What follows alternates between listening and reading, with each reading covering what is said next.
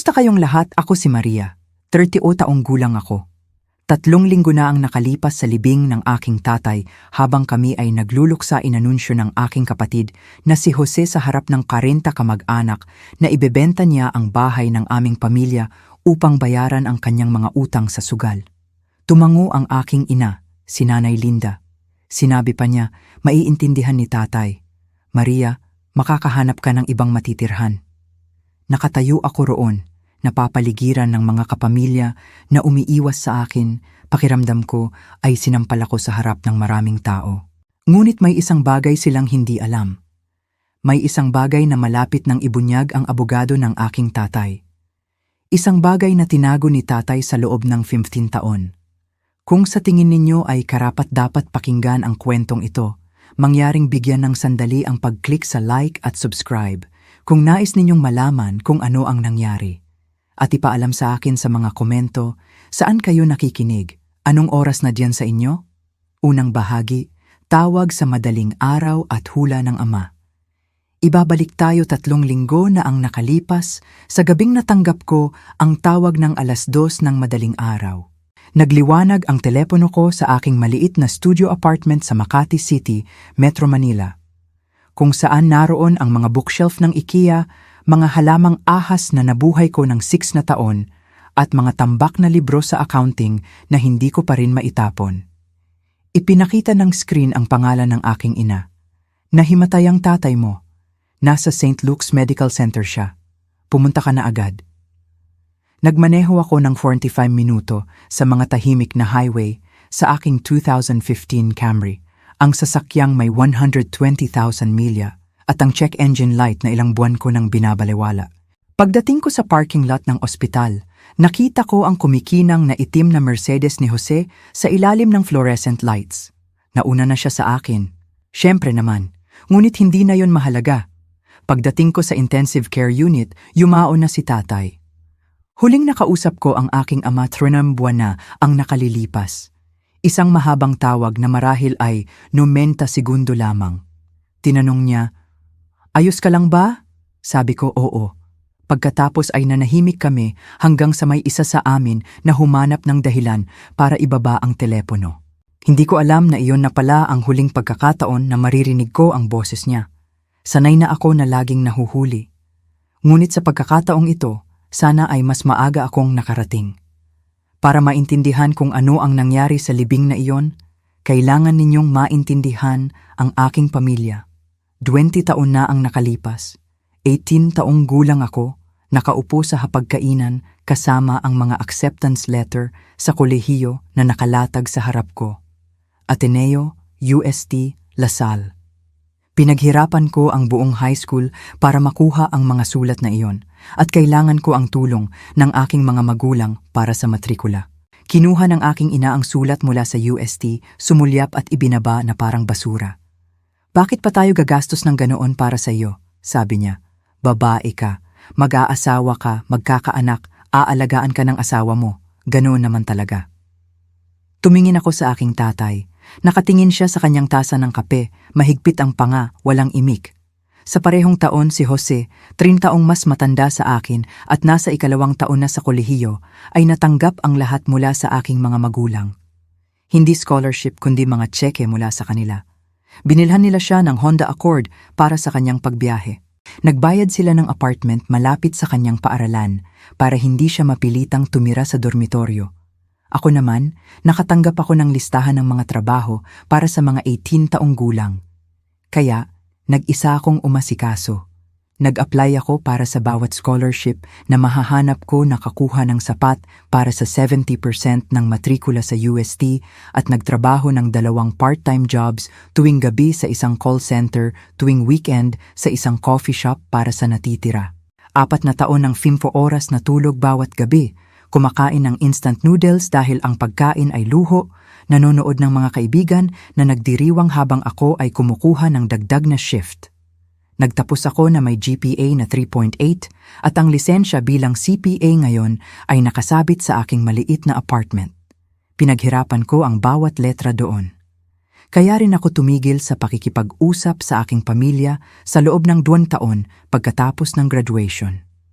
Hindi ko sila matanto nang hindi nararamdaman ang bigat ng lahat ng kanilang ipinagkait sa akin. Ang anak na lalaki ang haligi ng tahanan, sabi noon ni Nanay Linda. Ang anak na babae ay dadaan lamang. Narinig ko ang linyang iyon ng napakaraming beses, naniwala ako rito. Kinabukasan pagkatapos mamatay ng aking tatay, nagmaneho ako pauwi sa bahay kung saan ako lumaki sa unang pagkakataon sa loob ng 3 taon. Ito ay isang 4 na silid-tulugan na kolonyal na bahay sa isang suburb ng Maynila, itinayo noong 1985 na may nakapalibot na terasa at isang hardin kung saan ko hinahabol ang mga alitaptap.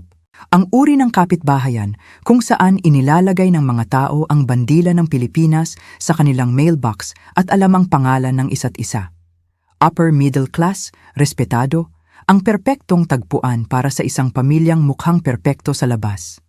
Naghihintay si Jose sa pintuan bago ako dumating. Mabilis niya akong niyakap, isang one-handed hug. Ang uri ng yakap na ibinibigay mo sa isang taong obligado kang kilalanin, ngunit hindi mo talaga gustong hawakan. Matagal na tayong hindi nagkita, ate, sabi niya. Mukha kang pagod. Hindi ako sumagot. Masyado akong abala sa pagpansin, sa Louis Vuitton travel bag sa hallway, sa golf clubs na nakasandal sa dingding, sa mga sapatos na Gucci na nakalinya malapit sa hagdanan. Walang trabaho si Jose sa loob ng 8 buwan. Alam ko dahil nabanggit ito ng aking ina sa isa sa kanyang mga bihirang at nakakabalisang tawag. Nasaan si nanay? Tanong ko. Nakikipag-usap sa funeral parlor, inaasikaso niya lahat. Dinala ko ang aking overnight bag sa aking dating silid, o mas tamang sabihin, ang dating silid ko. Ang mga pader ay kulay light blue pa rin na pininturahan ko noong 15 anyos ako. Ngunit lahat ng iba ay nagbago.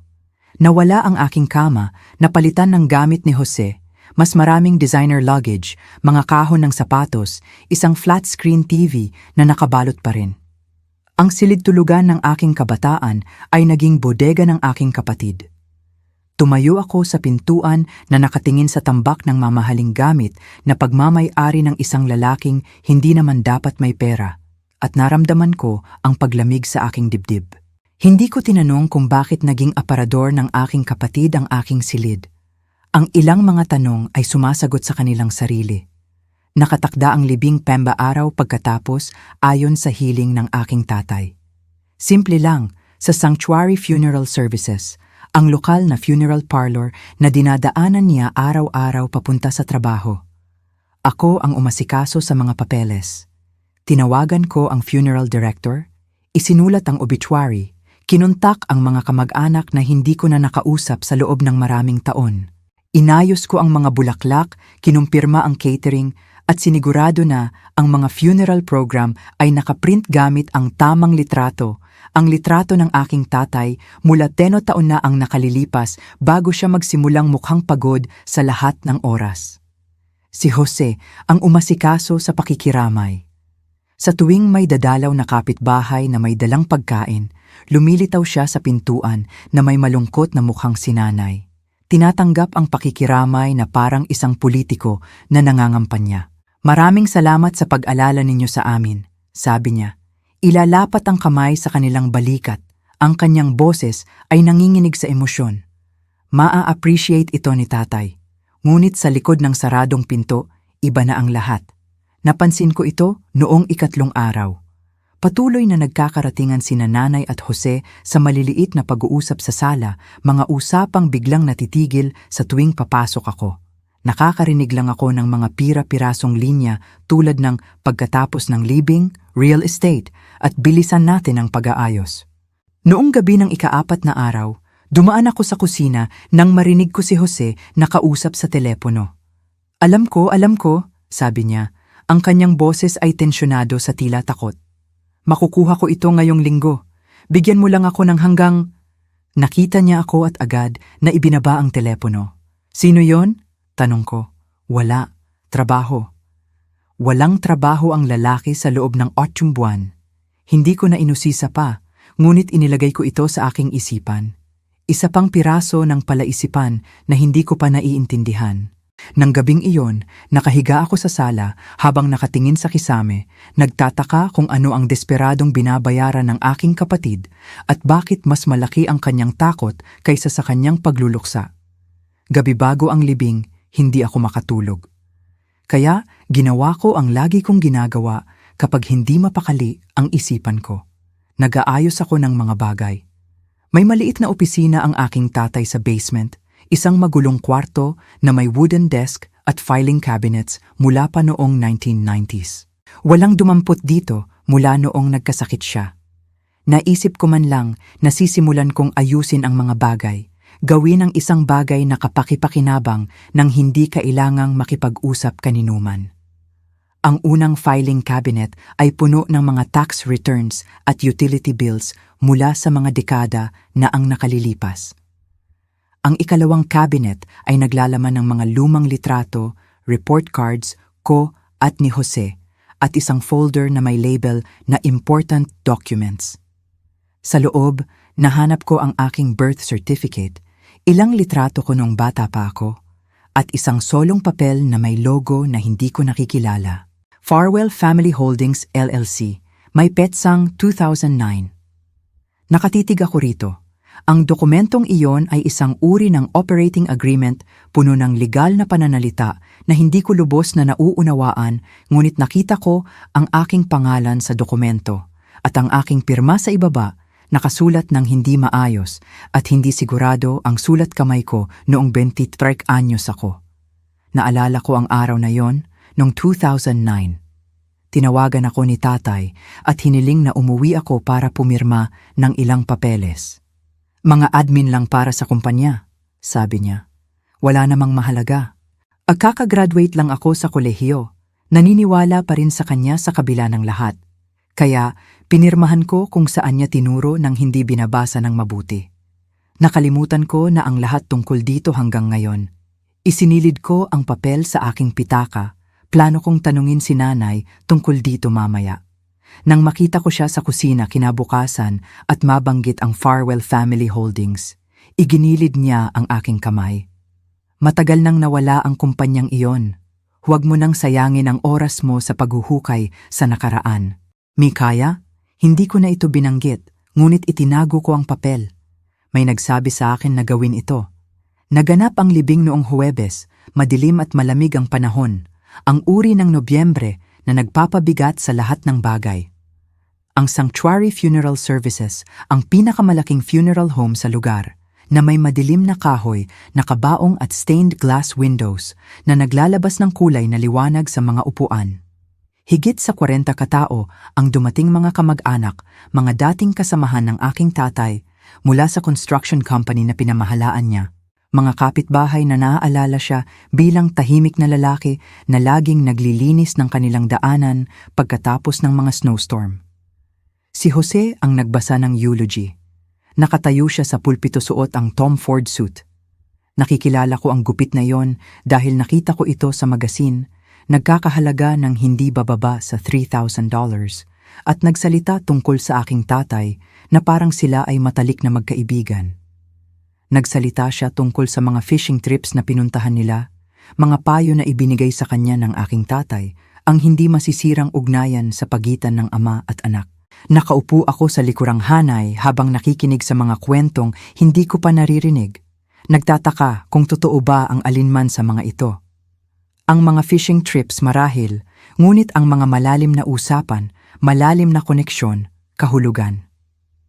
Nakatira ako sa bahay na iyon sa loob ng 18 na taon at hindi ko kailanman nakita si tatay na nakikipag-usap kay Jose tungkol sa anumang mas personal kaysa sa score ng sports.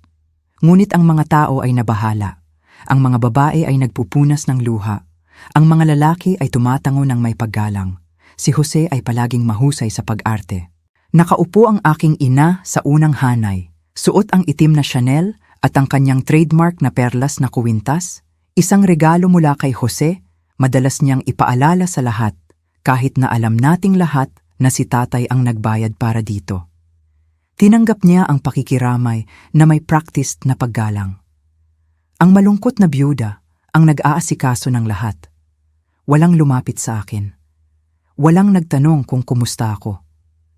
Ako ay ingay lamang sa paligid. Ang anak na masyadong matagal nang nawala para maging mahalaga. Hindi ko alam na ang eulogy ay simula pa lang pala. Ang tunay na palabas ay darating pa. Pagkatapos ng huling panalangin, nagsimulang mag-empake ang karamihan sa mga tao ng kanilang mga coat para umalis, ngunit bumalik si Jose sa pulpito at umubo. Kung makakakuha pa ako ng kaunting atensyon ng lahat. Natahimik ang silid. Nakita ko ang pagtango ni nanay sa kanya mula sa aking kinauupuan, isang maliit na kilos, halos hindi nakikita na parang nagbibigay ng senyas ang isang direktor sa isang aktor. Napag-usapan na ng ating pamilya kung ano ang susunod na gagawin, sabi ni Jose, ang kanyang boses ay nagdadala ng parehong practiced na emosyon mula sa eulogy. At nakagawa na kami ng mahirap na desisyon. Ibenta namin ang bahay ng aming pamilya. May mga bulungan na maririnig sa mga tao. Inilagay ni Tita Patricia, ang kapatid na babae ng aking tatay, ang kanyang kamay sa kanyang dibdib. Ang bahay sa Maple Street, mahal na mahal ni Ricardo iyon. Alam ko, sabi ni Jose, umiling na may pagdadalamhati na tila totoo. Ngunit dumating na ang oras para magsimula ng bagong buhay. Ayaw ni nanay na mag-isa, napapaligiran ng mga alaala. At sa totoo lang, masyadong mabigat para sa kanya na mag-isa. Huminto siya, hinayaang bumagsak yon sa isipan ng lahat, pagkatapos ay nagdagdag. Napag-usapan na namin ito sa pamilya. Kami ni nanay at si Maria ay sumasang-ayon. Nanikip ang tiyan ko. Hindi ako sumasang-ayon sa anumang bagay. Hindi man lang ako tinanong. Nagsimula akong tumayo para sabihin ang isang bagay, ngunit tumingin sa akin si nanay. Matalim ang kanyang tingin. Babala, huwag kang gumawa ng eksena. Ililista ang bahay sa susunod na buwan, patuloy ni Jose.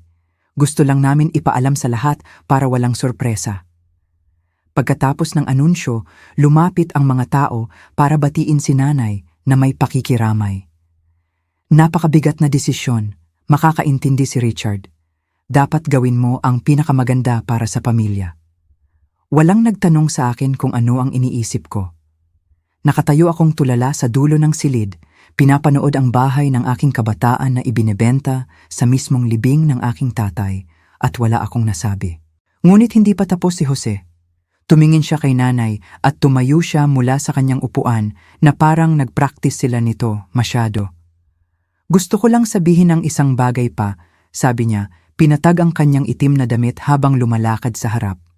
Alam ko na ang ilan sa inyo ay maaaring nagtataka tungkol sa sitwasyon ni Maria. Malakas at independenteng babae si Brianna. Ang kanyang boses ay parang boses na ginagamit niya para ipaliwanag kung bakit hindi sila makakabili ng isang bagay na hindi niya gustong bilhin. May maganda siyang trabaho, sariling apartment, matagal na siyang lumipat at bumuo ng sarili niyang buhay. Ipagmamalaki iyon ni Richard. Huminto siya, yumuko ang ulo na may malungkot na ngiti. Hindi niya kailangan ng bahay, hindi tulad ng kailangan ni Jose. Nagkaproblema siya. Kailangan niya ang suporta ng pamilya sa ngayon. Sigurado akong naiintindihan ninyong lahat. May sumilip sa dami, sa tingin ko si Tita Dorothy na bumulong. Well, iniwan na niya sila ng maraming taon. Makakaintindi si tatay. Sabi ni nanay, diretsyong nakatingin sa akin ngayon. Maaaring makahanap ng ibang lugar ang iyong ate. Naramdaman ko ang mga salitang iyon na bumagsak na parang pisikal na suntok. Sinabi na niya sa lahat ng aming kamag-anak na hindi ako karapat-dapat sa anumang bagay, na ako ay isang afterthought lamang, na anumang mangyari sa bahay ng aking kabataan ay hindi ko problema. Isang malayo naming kamag-anak na si Barbara ang yumuko sa akin. Alam mo, tama ang iyong ina, mahal. Magaling ang ginawa mo para sa iyong sarili.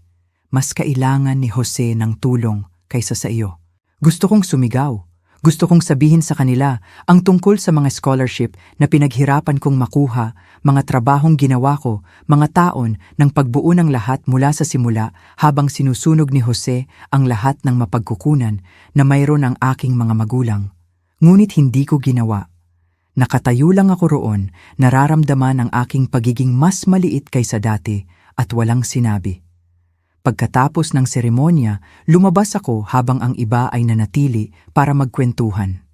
Malamig ang hangin ng Nobyembre, ngunit kailangan ko ito. Kailangan kong huminga ng isang bagay na hindi amoy pagtataksil. Sa pamamagitan ng bintana, nakita ko si Jose na nakikipagkamay sa isang lalaking nakasuot ng maayos na gray na suit. Nagpalitan sila ng business cards. Binigyan ng lalaki si Jose ng isang folder na may logo ng isang real estate company sa harap. Nagdala siya ng broker sa libing. Lumabas si nanay sa tabi ng lalaki. Itinuro ang pintuan na parang nagbibigay ng direksyon. Isang minuto pagkatapos, nakita ko silang sumakay sa kanilang sariling mga sasakyan at umalis patungo sa bahay. Napagtanto ko na ipinapakita na nila ang bahay bago pa man mailibing ang aking tatay. Bumalik ako sa loob para kunin ang aking pitaka at doon ko narinig si Tita Dorothy na kausap ang isang grupo ng mga pinsan. Well, ano pa ang aasahan? Iniwan na sila ni Maria. Hindi tumatawag, hindi dumadalaw ng maraming taon at ngayon gusto niyang lumitaw at maghingi ng isang bagay. Hindi ganyan ang paggana ng dugo. Natigilan ako sa hallway, nagtatago sa likod ng isang poste at nakikinig. Kawawa naman ang nanay niya. May nagdagdag, kailangang makayanan ng anak na tulad niyan pagkatapos mawala ang asawa. Hindi bababa sa nanatili si Jose. Kasama niya si Linda sa lahat ng bagay. Naisip ko ang lahat ng beses na tumawag ako at sinabihan na abala si nanay. Lahat ng holidays na nag-alok akong umuwi para lang sabihin, ngayong taon, maliit lang ang handaan natin. Lahat ng paraan na sinubukan kong ayusin ang mga tulay na patuloy nilang sinusunog. Sa aking paglabas, napansin ko ang isang bagong bagay sa damuhan sa harap ng funeral home. Isang real estate sign na may banner na coming soon. Matagal na nilang pinlano ito at walang nag-isip na sabihin sa akin. Kinuha ko ang litrato ng sign. Ebidensya, sabi ko sa sarili ko, bagaman hindi ko pa alam kung para saan. Nang gabing iyon, sinubukan kong kausapin sila. Tahimik ang bahay. Karamihan sa mga kamag-anak ay bumalik na sa kanilang hotel o umuwi, 3 na lang kami ang naiwan sa sala. Nakaupo ang aking ina sa leather armchair ng aking tatay. Nakasandal si Jose sa sofa. Nakatayo ako sa pintuan na parang bisita sa sarili kong bahay ng kabataan. May kailangan akong itanong sa inyo, sabi ko tungkol sa pagbebenta ng bahay. Tumingala si nanay mula sa kanyang telepono. May problema ba doon?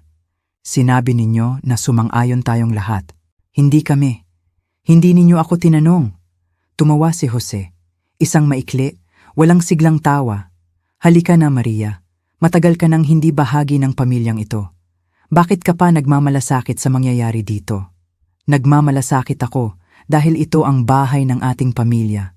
Dahil namatay ang tatay ko 4 na araw na ang nakalilipas at nagpakita na kayo ng mga tao.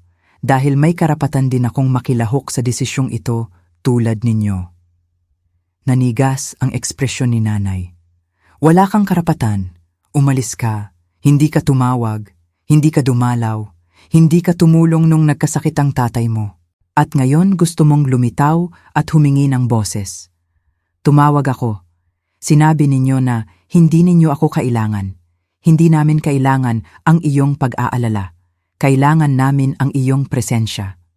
Umupo ng tuwid si Jose. Tinitingnan ako na parang nahabag. Makinig ka, ate. Sasabihin ko sa iyo ang totoo. Kailangan mo ng pera mula sa bahay na ito. May mga utang ka sa investment, napakarami. At kung gagawa ka ng eksena tungkol dito, sasabihin mo sa lahat kung anong uri ng anak ka, kung paano mo pinutol ang komunikasyon sa iyong ama sa loob ng 2 taon, kung paano mo winasak ang kanyang puso. Nanikip ang lalamunan ko. Ito ang aking pinakamalalim na kahihiyan. Ang mga taon na tumanggi akong kausapin ang aking tatay at si Jose ay ginamit niya bilang sandata. Sinusubukan mong tulungan ang pamilya, sabi niya. Sinusubukan mong sirain ito. Umalis ako sa silid ng walang dagdag na salita, ngunit hindi ako umalis sa bahay. Hindi pa. Alam ko ang iniisip ninyo ngayon. Bakit hindi ako lumaban? Bakit hindi ako tumawag ng abogado noon? Ngunit ito ang kailangan ninyong maintindihan. Ito ang aking pamilya, aking ina, aking kapatid. Ang mga taong naglaan ako ng aking kabataan para subukang makuha ang kanilang pagmamahal. Ang pag-alis sa kanila ay sumira sa isang bagay sa loob ko minsan. Hindi pa ako handang gawin iyon muli. Kung kayo man ay napunta na sa ganitong sitwasyon, kung saan ang pagtayo para sa sarili ay nangangahulugang pagkawala ng lahat ng taong kilala ninyo, mag-iwan ng komento sa ibaba. Sabihin ninyo sa akin na hindi ako nag-iisa. At kung nais ninyong malaman kung ano ang nangyari pagkatapos, manatili kayo sa akin. 3 araw pagkatapos ng libing, tinawag ni nanay ang isa pang pagpupulong ng pamilya. Sa pagkakataong ito ay sa bahay para pag-usapan ng mana, sabi niya. Para lahat tayo ay nasa iisang pahina. 15 na katao ang nagsiksikan sa dining room. Si Tita Dorothy, si Uncle Tony, ang aking lola, maraming mga pinsan na halos hindi ko na makilala. Ang silid ay tila mas maliit kaysa sa aking naalala, masikip sa mga tao at mga opinyon, at ang bigat ng mga desisyong ginawa nang wala ako. Nakatayo si nanay sa dulo ng mesa, may tumpok ng mga papeles sa harap niya. Nakaupo si Jose sa kanyang kanan, nakapamulsa ang mga braso, tinitingnan ako na parang ako ay isang problema na kailangang ayusin. Ito ang sitwasyon, simula ni nanay. Hindi nag-iwan ng komplikadong mana si Ricardo. Ang bahay ang pangunahing ari-arian, nagkakahalaga ng halos 40 milyong piso. Ang plano ko ay ibenta ito, bayaran ang mga natitirang utang at gamitin ang natitira para suportahan ang aking sarili sa pagre-retiro. Paano si Maria? Tanong ni Lola. Siya lang ang tumingin sa akin na may iba pa kaysa sa paghuhusga. May sariling karera si Maria, sabi ni nanay ng tuloy-tuloy. Hindi niya kailangan ng suporta. Matagal na siyang lumipat, bumuo ng sarili niyang buhay. Ipinagmamalaki ko siya para doon. Ngunit anak mo pa rin siya, iginiit ni Lola. Anak ni Ricardo. Sumingit si Tita Elena, ang kapatid na babae ni nanay. Wala pong offense, inay, ngunit hindi talaga naging nandyan si Maria. Pinutol niya ang komunikasyon sa pamilyang ito. Hindi ka pwedeng umalis at saka bumalik na nakalahad ang kamay. Hindi ako humihingi ng anuman, sabi ko. Humihingi lang ako ng partisipasyon sa mga desisyon tungkol sa ari-arian ng aking sariling pamilya. Nakilahok ka na, sabi ni Jose na may manipis na ngiti. Nakaupo ka dito, di ba? Ang silid ay umaling-aungaw sa awkward na tawa. Naramdaman ko ang pamumula ng aking mukha. Walang nagtanggol sa akin. Walang sino man sa mesa na iyon ang nagsalita na karapat-dapat akong magkaroon ng boses. Nakita ni Lola ang aking tingin at tumingin sa ibang direksyon, nakatikom ang kanyang mga labi. Ang tunay na layunin ng pagpupulong ay naging malinaw pagkatapos ng isang oras. Nag-slide si Jose ng isang dokumento papunta sa akin sa mesa.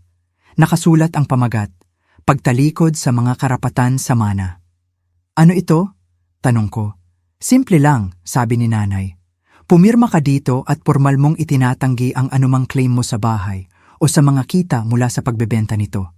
Pinoprotektahan nito ang lahat, pinapanatiling malinis ang lahat. Nakatitig ako sa papel. Gusto ninyo akong talikuran ang aking mana? Hindi ka naman tumatalikod sa anumang bagay, sabi ni Jose.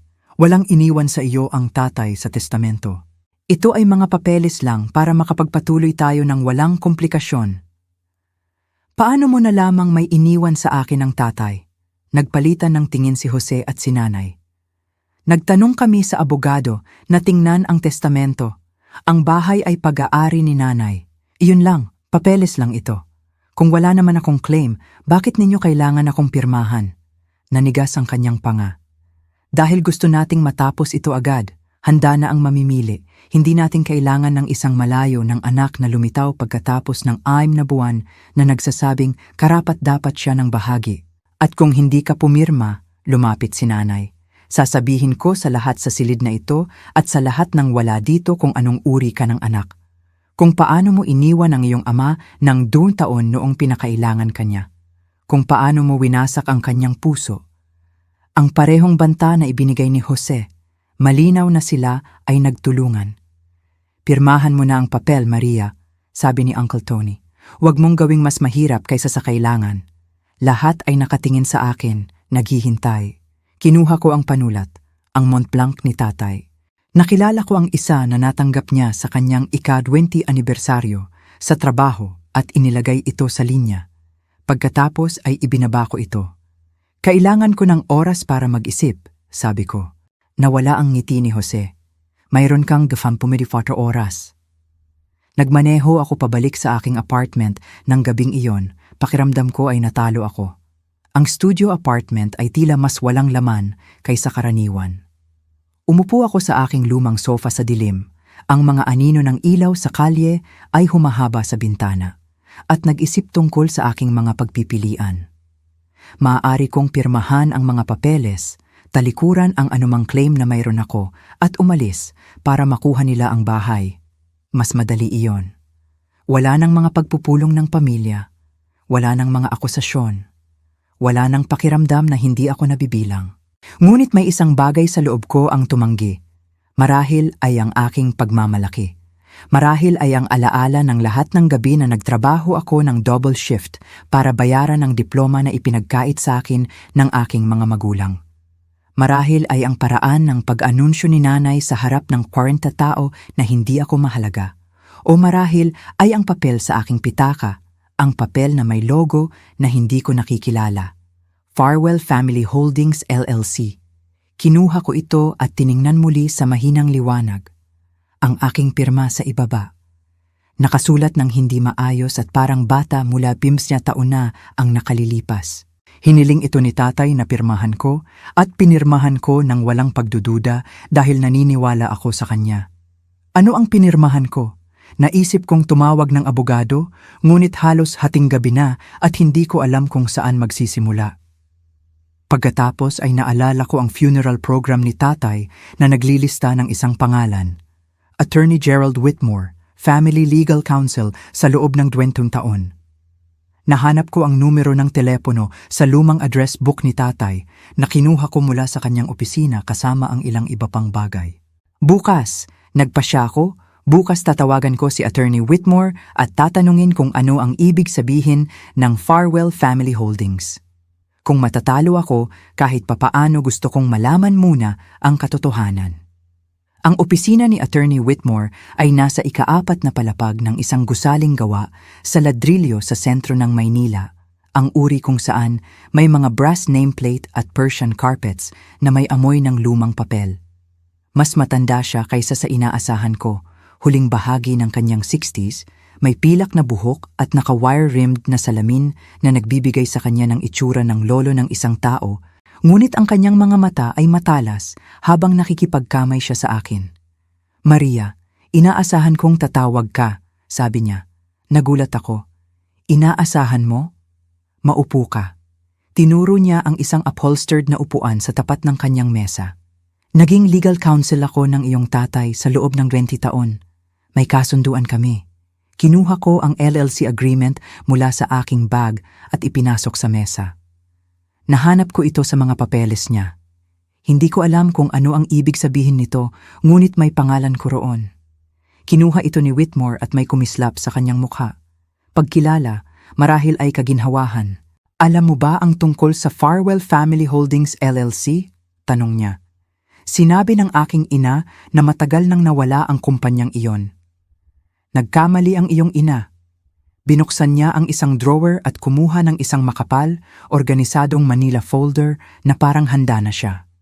Maria, may isang bagay na hiniling sa akin ng iyong tatay na sabihin sa iyo, ngunit kapag tama na ang panahon. Mas mabilis ang tibok ng aking puso. Anong ibig mong sabihin? Ang bahay ng pamilya, ang bahay sa Maple Street, ay hindi bahagi ng personal na mana ng iyong tatay. Ano? Noong 2009, inilipat ng iyong tatay ang pagmamay-ari ng bahay sa Farwell Family Holdings LLC. Ang bahay ay pag-aari ng LLC, hindi ng kanya bilang individual. Nakatitig ako sa kanya. Kung gayon, sino ang nagmamay-ari ng LLC? Tumingin sa akin si Whitmore sa pamamagitan ng kanyang salamin. Ikaw, Maria, ikaw ang nag-iisang miyembro. Miyembro ka na sa loob ng 15 taon. Sa mahabang sandali, Hindi ako makapagsalita. Imposible, sabi ko sa wakas. Malalaman ko sana. May nagsabi sa akin. Dahan-dahang umiling si Whitmore. Napakakumpleto ng iyong tatay sa pagiging lihim. Hindi niya gustong malaman ng sino man, hindi ng iyong ina, hindi ng iyong kapatid, kahit ikaw, hanggat hindi ito kailangan. Ngunit bakit? Kumuha siya ng isa pang dokumento mula sa folder.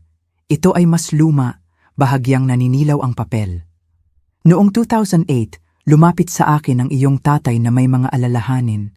Napansin niya ang mga pagbabago sa ugali ni Jose, pagsusugal, mga utang, mga unang senyales ng kung ano ang magiging malaking problema. Naisip ko ang desperadong tawag ni Jose sa libing, ang takot sa kanyang boses. Mahal na mahal ng iyong tatay ang iyong kapatid, patuloy ni Whitmore. Ngunit hindi niya pinagkakatiwalaan. Alam niya na kung may mangyari sa kanya, susubukan ni Jose na ubusin ang lahat ng ari-arian na mayroon ang pamilya. Kaya, lumikha siya ng isang istruktura upang protektahan ang pinakamahalagang ari-arian, ang bahay. Oo. Inilipat niya ito sa LLC noong 2009 at itinalaga ka, at ikaw lamang bilang nag-iisang miyembro. Ang operating agreement ay hindi maaaring labagin, na notarize ng tama, isinumite sa estado ng Pennsylvania at napanatili, sumusunod bawat taon mula noon. Binayaran niya ang mga bayarin sa LLC sa lahat ng oras na ito. Naglaan siya ng isang maliit na pondo para sa layuning iyon. Naisip niya ang lahat. Naramdaman ko ang pagtulo ng luha. Ilang taon akong nag-isip na hindi nagmamalasakit ang aking tatay. Ilang katahimikan ang aking ipinaliwanag bilang kawalang interes. At sa lahat ng oras na ito, siya ay nagtatayo ng isang kuta sa paligid ko. Hindi magaling magsalita ang iyong tatay, sabi ni Whitmore nang mahina. Ngunit napakakumpleto niya sa mga dokumento. Ito ang paraan niya ng pagsasabi nang hindi niya masabi. Pinunasan ko ang aking mga luha gamit ang aking kamay. Ano ang dapat kong gawin ngayon? Ngayon, sabi niya, aayusin natin ang lahat. Hinayaan ako ni Whitmore na umupo sa kanyang opisina hanggat kailangan ko. Nagtimpla siya ng tsaa, Earl Grey at mga seramikong tasa na mukhang tulad ng sa kanyang lola at naghintay habang pinoproseso ko ang lahat. Sa unang pagkakataon mula nang mamatay ang aking tatay, umiyak ako talaga. Hindi ang magalang, kontroladong luha na ibinagsak ko sa libing. Ito ay mga pangit, nakakabalisang luha na nanggagaling sa isang lugar sa loob ng aking dibdib. Pagluluksa at kaginhawahan at kalituhan lahat ay nagulo. Nakita ako ni tatay sa lahat ng oras. Nakita niya ako. Naisip ko ang bawat pagkakataon na tahimik siyang nakaupo habang itinataboy ako ni nanay. Bawat holiday kung saan pinarangalan si Jose at ako ay tinagap. Ipinapalagay ko ang kanyang katahimikan bilang pag-apruba, bilang ebidensya na hindi rin niya iniisip na mahalaga ako. Ngunit hindi. Hindi lang niya alam kung paano lumaban para sa akin sa publiko. Kaya, lumaban siya para sa akin sa pamamagitan ng mga dokumento. Binigyan ako ni Whitmore ng isang selyadong sobre. Nakasulat ang pangalan ko dito sa sulat kamay ng aking tatay. Nanginginig, hindi pantay ang mga letra, na parang hindi matatag ang kanyang kamay noong isinulat niya ito.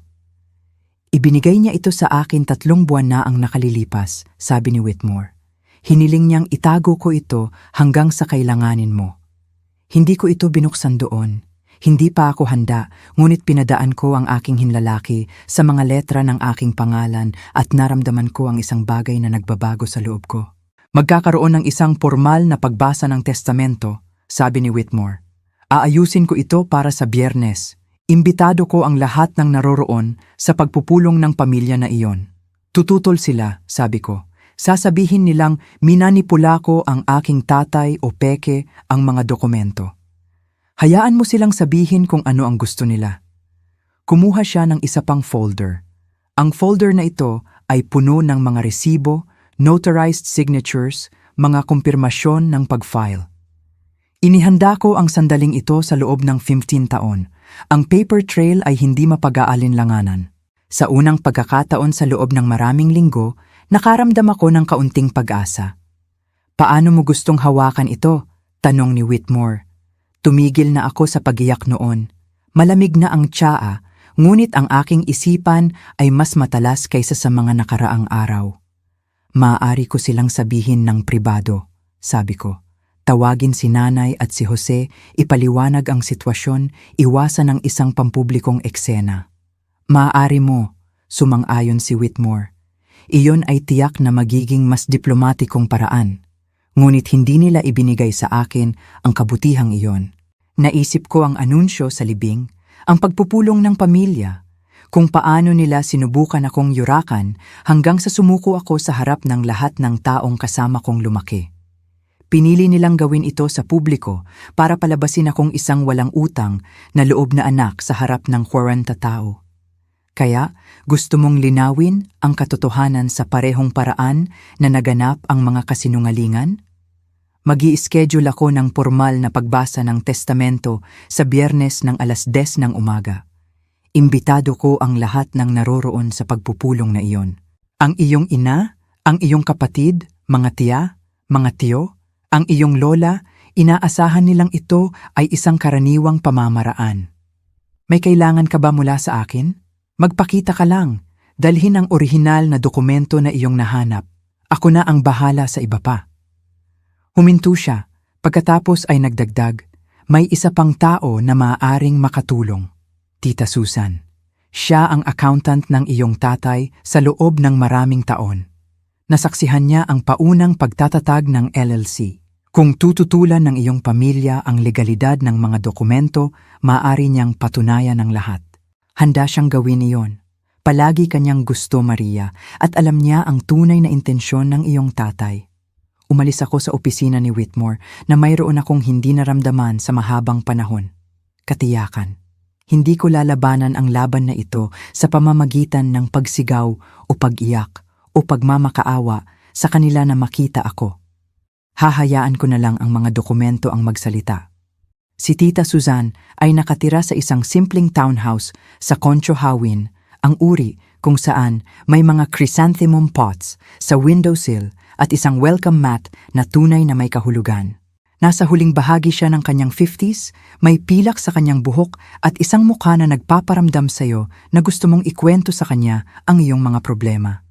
Nag-iisip ako kung kailan ka darating, sabi niya. Inililipat ako sa kanyang sala. Nagpaalam na si Gerald, gusto mo ba ng tsa? Nagtimpla siya ng tsa mula sa isang ceramic teapot habang ako ay nakaupo sa floral sofa, sinusubukang humanap ng paraan para magsimula. Ngunit ginawa ito ni Tita Susan para sa akin. Palagi kang binabanggit ng iyong tatay, sabi niya. Alam mo ba yon? Sa tuwing may nakakamit ka, pumasa sa CPA exam, na-promote, palagi niyang binabanggit. Magaling ang anak ko, sabi niya. Gumagawa siya ng sarili niyang karera. Nanikip ang lalamunan ko. Kung gayon, bakit hindi niya ito sinabi sa akin? Dahil si Richard Henderson ang pinaka-emosyonal na matigas na taong nakilala ko. Sabi niya iyon nang may pagmamahal, hindi pagiging malupit. Lumaki siya sa isang pamilya kung saan ang emosyon ay kahinaan. Hindi niya alam kung paano sabihin ang mahal kita, kaya ipinakita niya ito sa tanging wikang naiintindihan niya, mga spreadsheet at legal na dokumento tungkol sa LLC. Nandito ako nang itatag niya ito. Nasaksihan ko ang mga pirma, tinulungan ko siyang i-file. Nangako siya sa akin na hindi sasabihin sa kahit sino, kahit sa iyo, maliban kung may mangyari. At ngayon, may nangyari. Ang iyong ina at kapatid mo ay ibebenta ang isang bahay na hindi sa kanila. Sa tingin ko, sapat na iyon para patunayan. Inilapag niya ang tasa ng tsaa at tumingin ng diretso sa akin. Hindi perpekto ang iyong tatay, Maria, ngunit sa huli, pinili ka niya. Huwag mong hayaan na kunin nila iyan. Tumango ako. Hindi ko gagawin. Gabi, bago ang pagbasa ng testamento, tumawag si Jose. Tapos na ang 20 uwar na oras, sabi niya. Nakapagdesisyon ka na ba? Nakaupo ako sa kama, ang sulat ni tatay ay hindi pa nabubuksan sa bedside table. Pupunta ako sa pagbasa bukas. Mabuti, naririnig ko ang ngiti sa kanyang boses. Magdala ka ng panulat. Matatapos natin ito at makakapagpatuloy na ang lahat.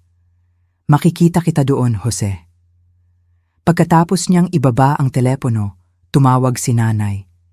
Iba ang kanyang boses, mas malambot, halos nagmamakaawa.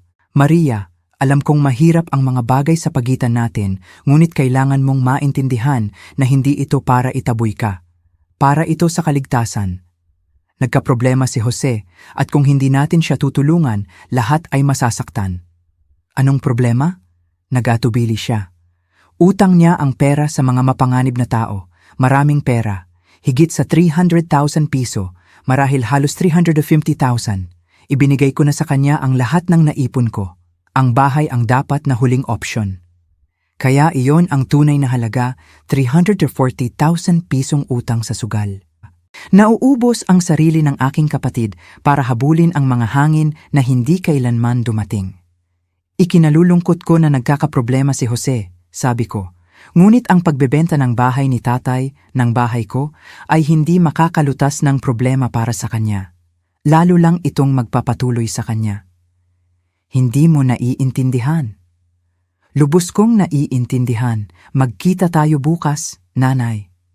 Ibaba ko ang telepono at sa wakas ay binuksan ko ang sulat ni tatay. Nanginginig ang sulat kamay niya, hindi pantay ang mga salita, ngunit malinaw ang mensahe. Maria, alam kong hindi ka tinrato ng patas ng iyong ina at kapatid. Patawad dahil hindi ako nagkaroon ng sapat na tapang para sabihin ito ng malakas. Hindi ako mabuting ama, ngunit sinubukan kong iwanan sa iyo ang isang bagay na hindi nila maaaring kunin. Ikaw lamang ang pinagkakatiwalaan ko sa mga importanteng bagay. Tatay. Maingat kong tinupi ang sulat at isinilid sa bulsa ng aking jacket. Bukas, hindi ko na kailangang magsabi ng marami. Ang mga papeles ang magsasabi ng lahat. Biyernes ng umaga, 10 hour ng umaga. Opisina ni Attorney Whitmore. Ang conference room ay mas malaki kaysa sa kanyang pribadong opisina na may mahogany table na sapat ang haba para sa 12 tao at mga oil painting ng mga landmark ng Maynila sa dingding. Isang chandelier na kristal ang nakabitin sa itaas. Naglalabas ng ilaw na prisma sa makintab na kahoy. Dumating ako ng 9:45 at nakita kong handa na si Whitmore, maayos na nakaayos ang mga folder sa kanyang upuan, isang baso ng tubig sa bawat upuan. Ang overhead projector ay handa na kung kailangan niyang ipakita ang mga dokumento. Handa ka na ba? Tanong niya. Kasing handa ko na. Nagsimulang dumating ang pamilya ng 9:55. Nauna si nanay, muli nakasuot ng itim. Sa pagkakataong ito ay isang designer dress na hindi ko nakikilala, na may kumikinang na perlas na kuwintas sa kanyang leeg. Halos hindi niya ako nilingon bago umupo sa isang upuan sa tapat ng mesa. Si Jose ay dumating 15 minuto na huli dahil, syempre, suot niya muli ang kanyang Tom Ford suit na bagong plansa na parang ito ay isang business meeting kung saan inaasahan niyang makumpleto ang isang deal. Pinatapik niya ang balikat ni Whitmore na parang sila ay matatandang kaibigan.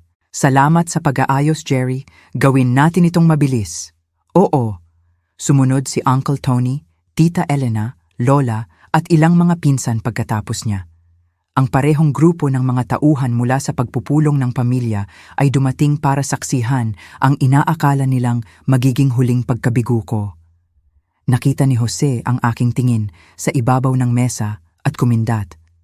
Talagang kumindat na parang nagbibigay kami ng biro. Dinala mo ang panulat sa pagkakataong ito, tanong niya. Hindi ako sumagot. Pinatag ko lang ang aking navy blue blazer. Ang blazer na isinuot ko sa mahahalagang client meetings, ang binili ko gamit ang sarili kong pera pagkatapos ng aking unang promotion at naghintay. Isinara ni Whitmore ang pinto at kinuha ang kanyang posisyon sa dulo ng mesa. Magsimula na tayo?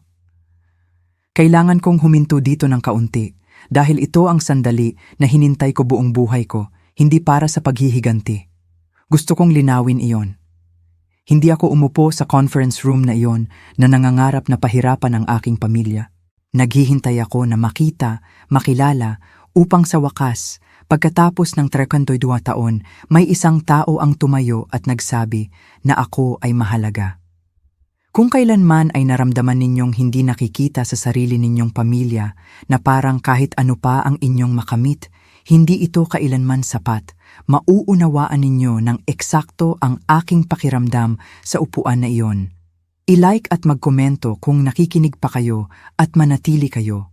Ang nangyari pagkatapos ay nagpabago sa lahat. Nagsimula si Whitmore sa mga karaniwang ritual, pagpapatunay ng pagkakakilanlan ng bawat isa, pagpapaliwanag ng layunin ng pagbasa, paglalahad ng pangunahing istruktura ng mana ng aking tatay. Medyo simple ang testamento ni Ricardo Henderson. Sabi niya, binabalik ang mga pahina ng kanyang folder.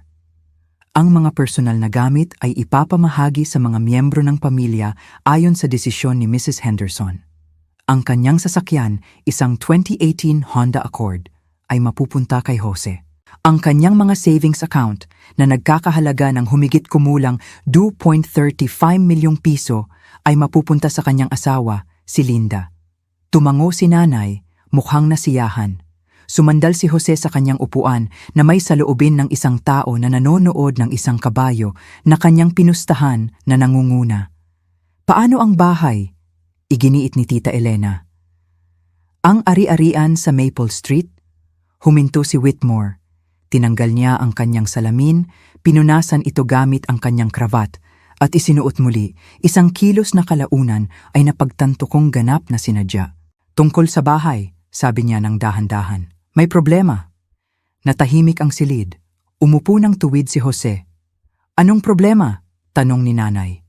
Ang ari-arian sa Maple Street ay hindi bahagi ng personal na mana ni Mr. Henderson. Hindi totoo iyan, sabi ni Jose.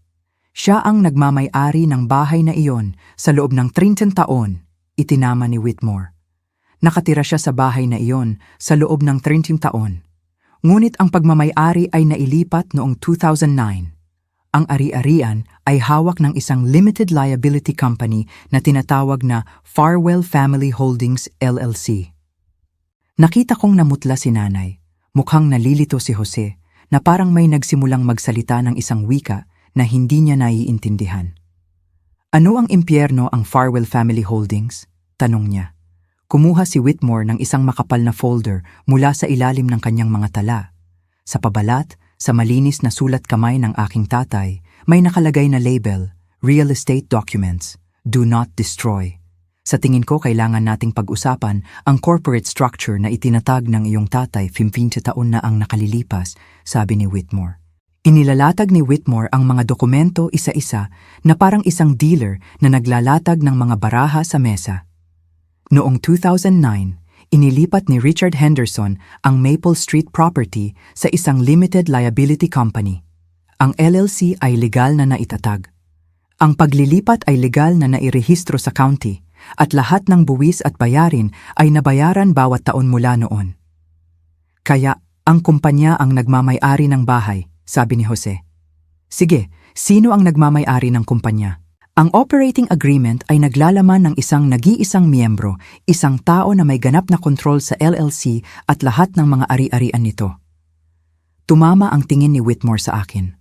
Lahat ng ulo sa silid ay bumaling sa kanyang direksyon. Ang taong iyon ay si Maria Henderson. Ang katahimikan ay tumagal ng eksaktong 3 segundo. Pagkatapos ay sumabog si Jose mula sa kanyang upuan. Iyan ay... Ang kanyang mukha ay nagbago mula sa maputla patungong pula sa isang iglap. Minanipula niya siya. Nilapitan niya noong siya ay mahina at nalilito.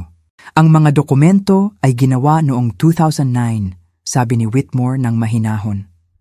Ang iyong tatay ay 53 taong gulang at ganap na malusog. Ang mga pirma ay notarized ng isang lisensyadong notaryo at nasaksihan ng kanyang accountant na handang magpatotoo sa kanyang mental capacity sa panahong iyon. Hindi ako naniniwala dito.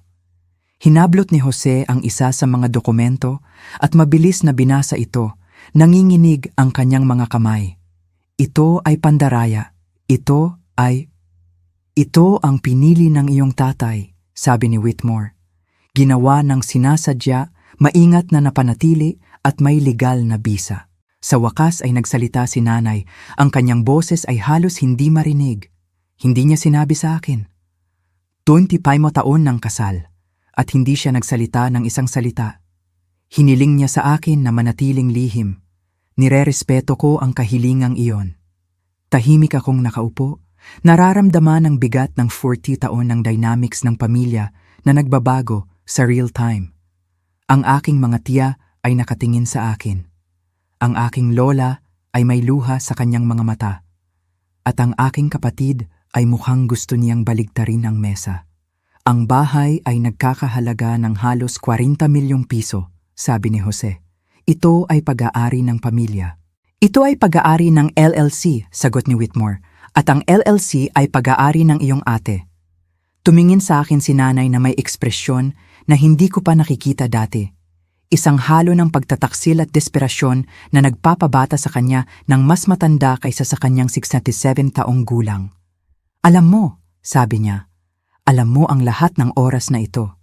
Kakaalam ko lang 3 araw na ang nakalilipas, sabi ko. Pagkatapos mong inanunsyo sa libing ni tatay na maaari akong makahanap ng ibang matitirhan. Huwag mong, nagsimula si Jose. Hayaan mo siyang magsalita, sabi ni Lola ng matalas. Natahimik ang lahat, huminga ako ng malalim. Nakahanap ako ng dokumento sa opisina ni tatay at hindi ko alam kung ano ang ibig sabihin nito. Tinawagan ko si Mr. Whitmore para magtanong. Sinabi niya sa akin ang katotohanan, isang katotohanan na hindi ninyo kailanman binitawan dahil napagdesisyunan ninyo na hindi ako karapat-dapat na makilahok sa mga desisyon ng pamilya. Nabasag ang mahinahong hitsura ni nanay. Kailangan namin ang pera na iyan, Maria. Nagkakaproblema si Jose. Tunay na problema. May utang siya sa mga taong hindi marunong makipagnegosasyon. Magkano ang utang? Tanong ni Uncle Tony. Nakasimangot. Walang sinabi si Jose, kaya ako ang nagsalita. 340,000 pisong utang sa sugal. Sumabog ang silid. Itinaas ni Tita Elena ang kanyang kamay sa kanyang dibdib. May isa sa aking mga pinsan na bumulong. Panginoon ko, tiningnan ni Uncle Tony si Jose na parang hindi pa niya ito nakikita dati. Hindi totoo iyan, ungol ni Jose. Mga investment iyan, hindi. Tinago ko siya ng maraming taon, sabi ni nanay. Ang kanyang boses ay naninikip. Ibinigay ko na sa kanya ang lahat ng mayroon ako. Ang bahay ang dapat na huling option. Tumingin siya sa akin na namumula ang mga mata. 2 linggo pa lang namamatay ang iyong tatay at kinuha mo ang aming bahay. Wala akong kinukuha, sabi ko.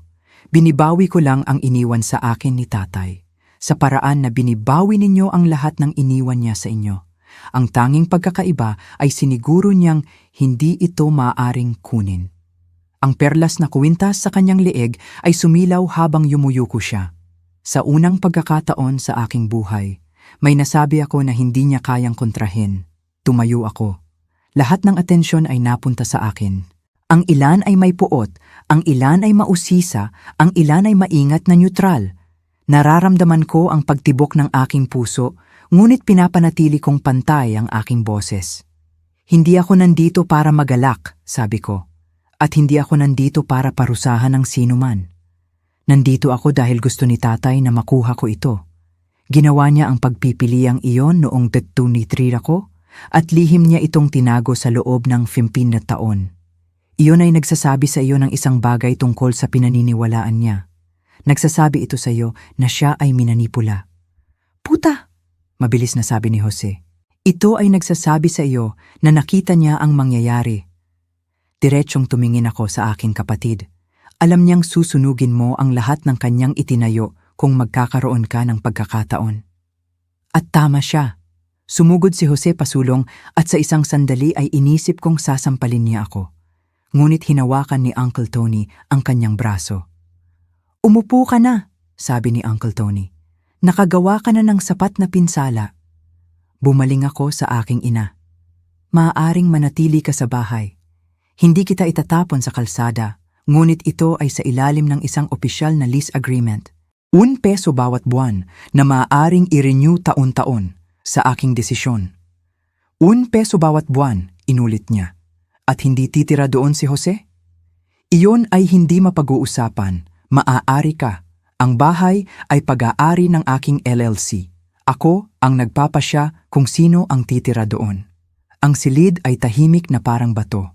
Nakikita ko ang mga kalkulasyon na nagaganap sa mga mata ng bawat isa, ang pagbabago ng kapangyarihan, ang mga lumang haka-haka na bumabagsak. Kailangan ni Jose ng tulong, sabi ko. Ang aking boses ay mas malambot na ngayon. Tunay na tulong, hindi pera para ibato sa mga taya. Kung gusto niyang ipagamot ang kanyang adiksyon, susuportahan ko iyon. Ngunit hindi ako makikilahok sa pagpapahintulot sa kanya na sirain ang kanyang sarili. Kinuha ko ang aking bag at tiningnan ang mesa sa huling pagkakataon. Hindi ko ito hinihingi, ngunit hindi ako hihingi ng tawad sa pagtanggap ng ibinigay sa akin ng aking tatay. Pagkatapos ay lumabas ako. Nakapunta ako sa kalahati ng pasilyo nang marinig ko ang mga yapak sa likuran ko. Maria, hintayin mo. Tumigil ako ngunit hindi lumingon. Naririnig ko ang kanyang paghinga, mabilis, hindi pantay, na parang tumakbo siya. Alam kong galit ka, sabi niya. May karapatan ka, ngunit hindi mo naiintindihan ang nangyayari. Kung gayon ipaliwanag mo. Gumawa siya ng kilos para harapin ako at sa unang pagkakataon, nakita ko sa likod ng mamahaling suit at practiced confidence. Ang aking kapatid ay mukhang durog, may mga bilog sa ilalim ng kanyang mga mata, nanginginig ang kanyang mga kamay, ang desperasyon ng isang lalaki na naubusan na ng lahat ng option. Ang mga taong may utang ako sa kanila, sabi niya. Hindi sila matiyaga. Nagpadala sila ng mga tao para subaybayan ako, nag-iwan ng mga mensahe sa aking sasakyan. Noong nakaraang linggo, may sumira ng gulong ko. Maria, takot ako. Pumilipit ang kanyang boses. Masyado na akong lumalim at inisip ko na makakabawi ako. Isang taya na lang ulit, isa pang laro, at magiging maayos na ang lahat.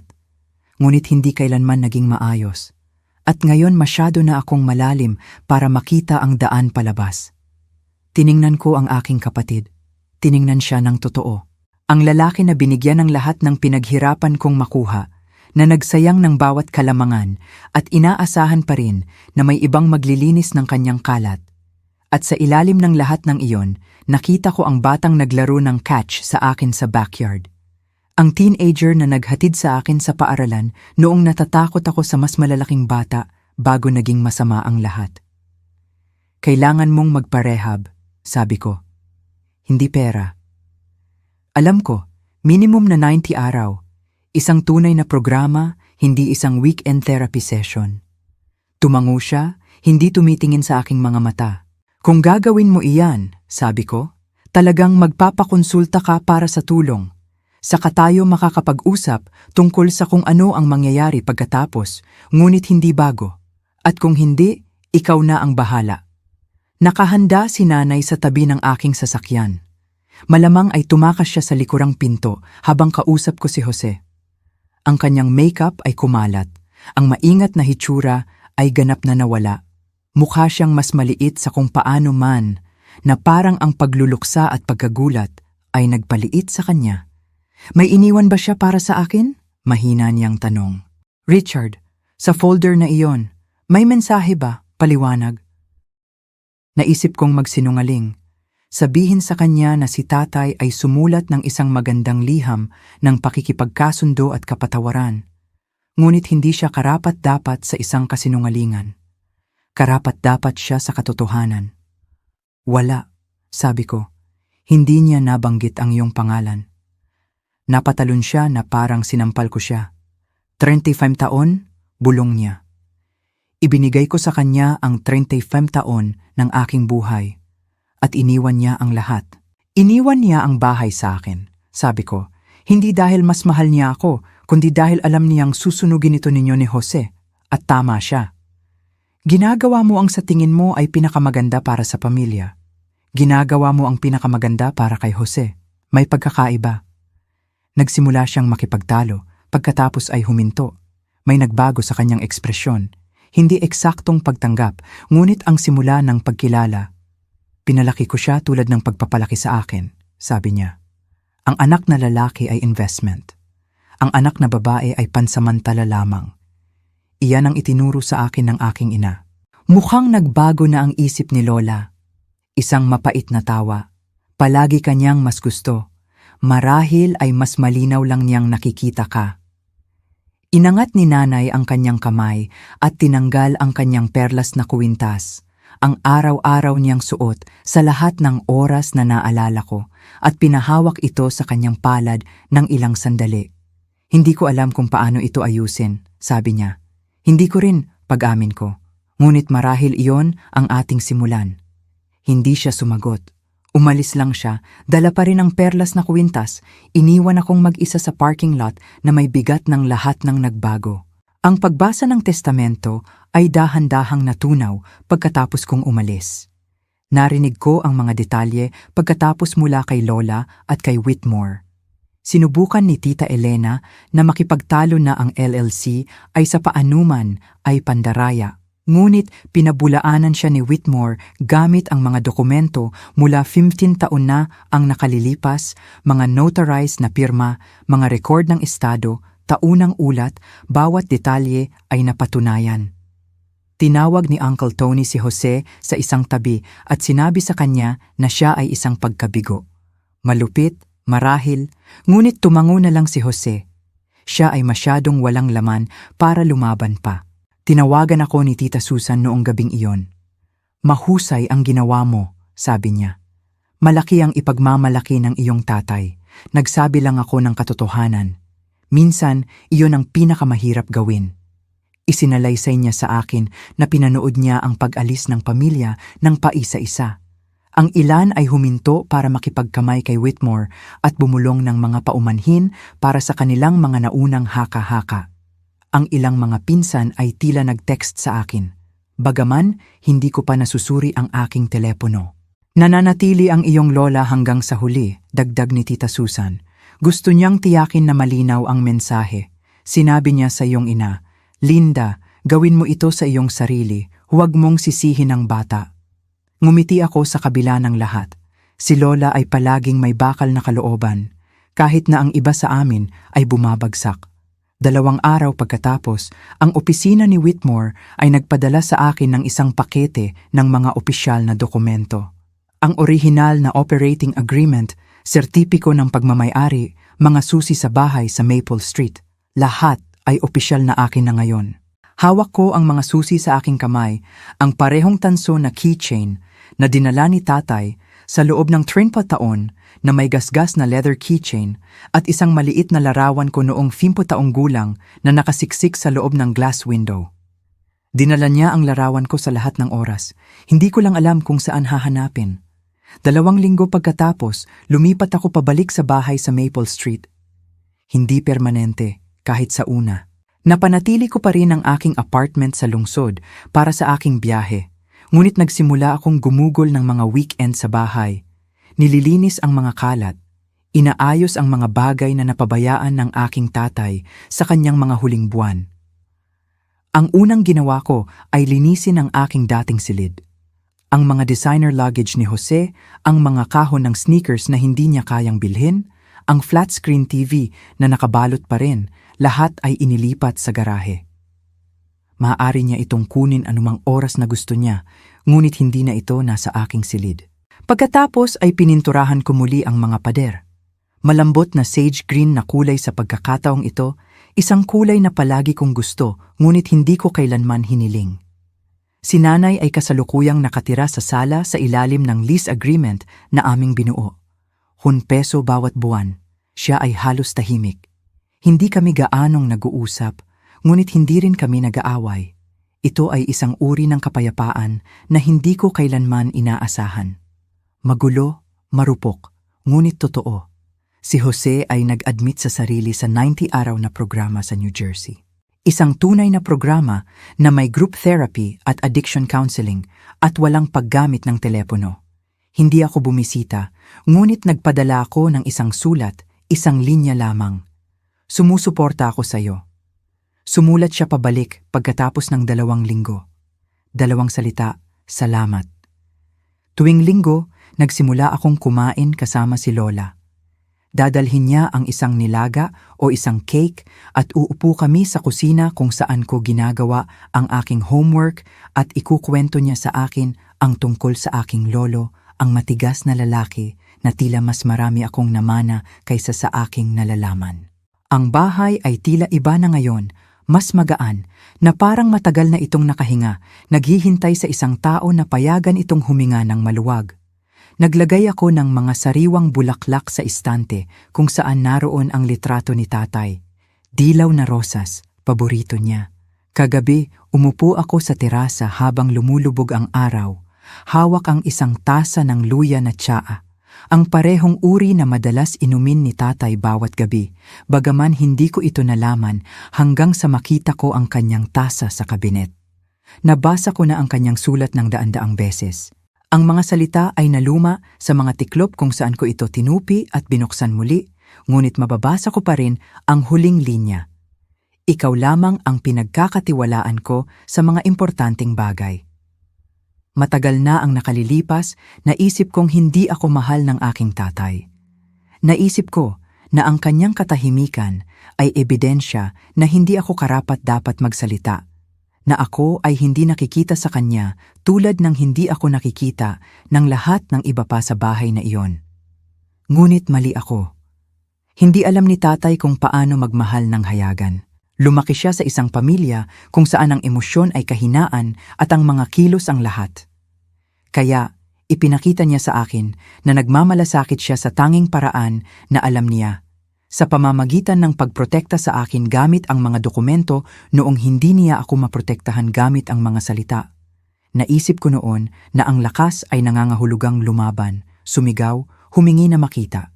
Ngunit ngayon, naiintindihan ko ito ng iba. Minsan ang lakas ay pasensya. Minsan ito ay ang pagbuo ng isang kuta ng tahimik na hindi napapansin ng sinuman hanggang sa ito ay nakatayo na. Hindi ako magpapanggap na lahat ay ayos na. Si nanay at ako ay nag-aaral pa ring magkasama sa isang silid. 84 na araw pa si Jose sa rehab at hindi ko alam kung magiging ano siya kapag nakalabas na siya. Ang ilan sa aking mga kamag-anak ay iniisip pa rin na minanipula ko ang isang lalaking malapit ng mamatay, ngunit alam ko ang katotohanan at sapat na iyon. Hindi kailanman sinabi ni tatay na, "Mahal kita, nanay," ngunit isinulat niya ang aking pangalan sa lahat ng mahahalagang dokumento. Ibinigay niya sa akin ang bahay kung saan ako lumaki, ang seguridad na sinubukan ng aking ina na kunin, at isang hinaharap na hindi kayang nakawin ng sinuman. Ganoon siya magsalita at sa wakas ay narinig ko siya. Salamat sa pananatili ninyo sa akin hanggang sa huli.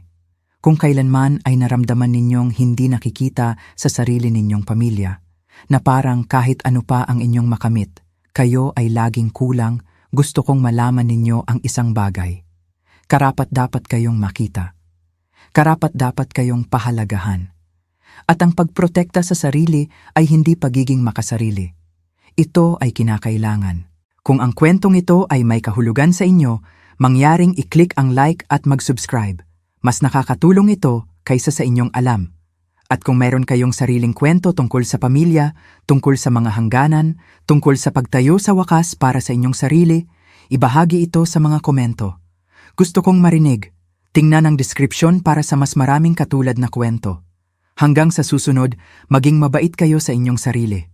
Karapat-dapat na kayo.